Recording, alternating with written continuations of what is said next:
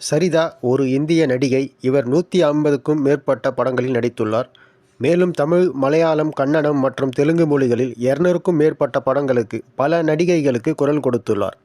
1980களில் பிரபலமான மற்றும் விமர்சக ரீதியாக பாராட்டப்பட்ட முன்னணி நடிகையில் ஒருவராக இருந்தார்.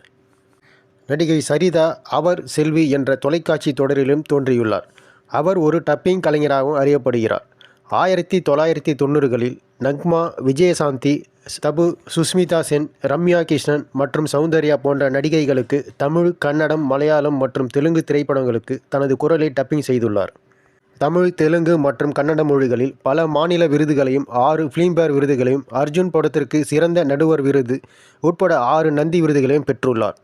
சரிதா 4 முறை தமிழ்நாடு மாநில திரைப்பட விருதுகளையும், 1 முறை கர்நாடக மாநில திரைப்பட விருதுகளையும், பல திரைப்பட ரசிகர்கள் சங்க விருதுகளையும் பெற்றுள்ளார். இவர் 1978ஆம் ஆண்டு வாரங்களைச் சேர்ந்த அகுலா சஞ்சீவ்குமார் என்ற தயாரிப்பாளரால் தயாரிக்கப்பட்ட மஞ்சிகி ஸ்தான லேடு திரைப்படத்தின் மூலம் சரிதா தனது முதல் நடிகையாக அறிமுகமானார்.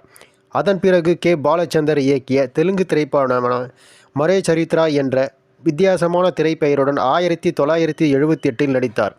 இந்த திரைப்படம் கலாச்சாரத்திற்கு இடையே மேலான காதல் பற்றியது. அங்கு அவர் தெலுங்கு பேசும் பெண்ணாக கமல்ஹாசனுடன் நடித்துள்ளார்.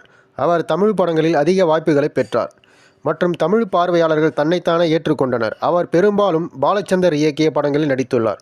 தப்பு தாளங்கள், இடைக்கதைகாடு, வண்டிச்சக்கரம், நெற்றிக்கண், அக்னி சாட்சி, புதுக்கவிதை, கல்யாண அகதிகள் மற்றும் அச்சமில்லை அச்சமில்லை ஆகிய இவரது படங்களில் சில. வண்டிச்சக்கரம்.